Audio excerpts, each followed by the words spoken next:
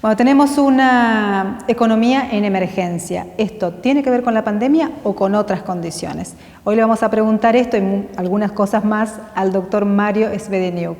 Muchas gracias por estar con nosotros. No, muchas gracias por la invitación.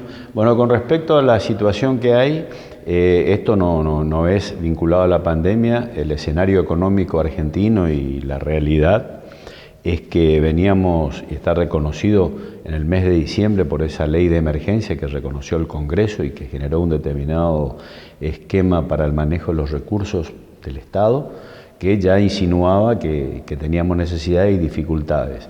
Por otro lado, que nos dice expresamente eso, tenemos una carencia de financiamiento, que fue la razón de ser que después en el tiempo hizo de que el Estado Nacional y esta nueva administración ya a manos de Fernández buscara acuerdos con la deuda externa para tratar de que de alguna forma nosotros superemos esta circunstancia, inclusive podamos recuperar nuestra posición no solamente de morosos y de estar en una situación de descalificación internacional para la asistencia financiera, sino a su vez después encarar, como ahora mismo empieza, una reestructuración de la deuda con el fondo, que es el único ámbito donde, así como tuvo que acudir en emergencia Macri, que nunca se imaginó, nosotros también podemos obtener fondos ahí, y creo que es la única luz en el túnel de la economía argentina y sobre todo para la economía provincial.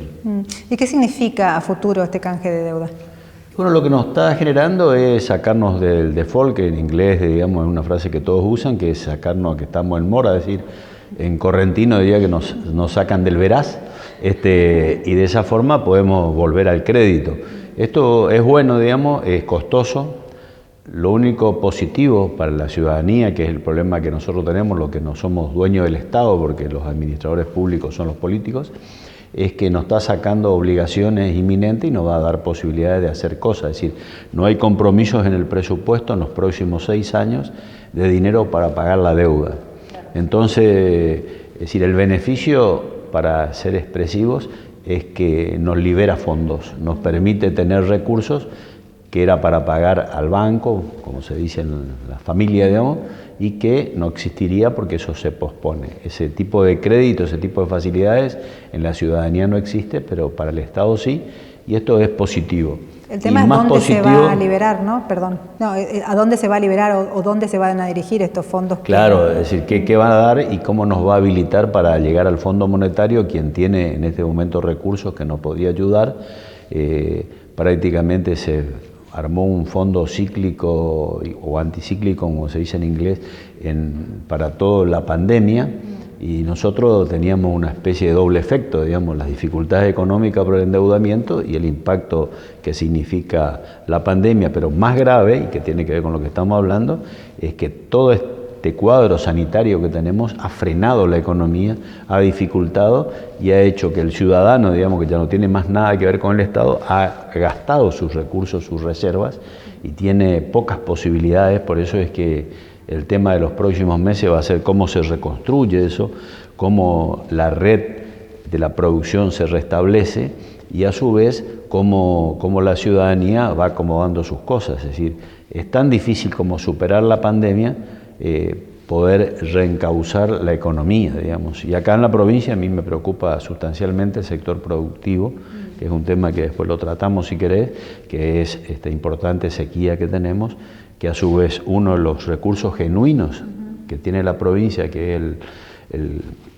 los impuestos inmobiliarios y la actividad productiva que genera recursos, está también aplastada ya no por la pandemia, sino por la condición del clima, que desgraciadamente vino a impactar adicionalmente a lo que significa, porque nosotros estos últimos meses la parte del impacto del coronavirus no fue tan limitante profundo, de la actividad económica, pero sí esto es muy trascendente lo que nos está pasando en materia de sequía y de caída de producción. Bueno, ¿y esta qué medida tiene que tomar el Estado?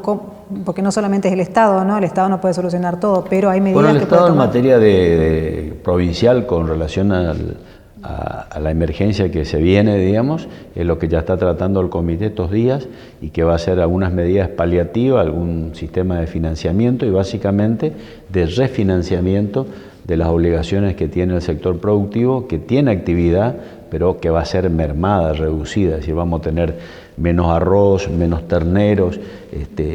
La horticultura es la menos impactada por la sequía, porque acá lo grueso en Corrientes está hecho bajo cubierta, se tiene su propia defensa.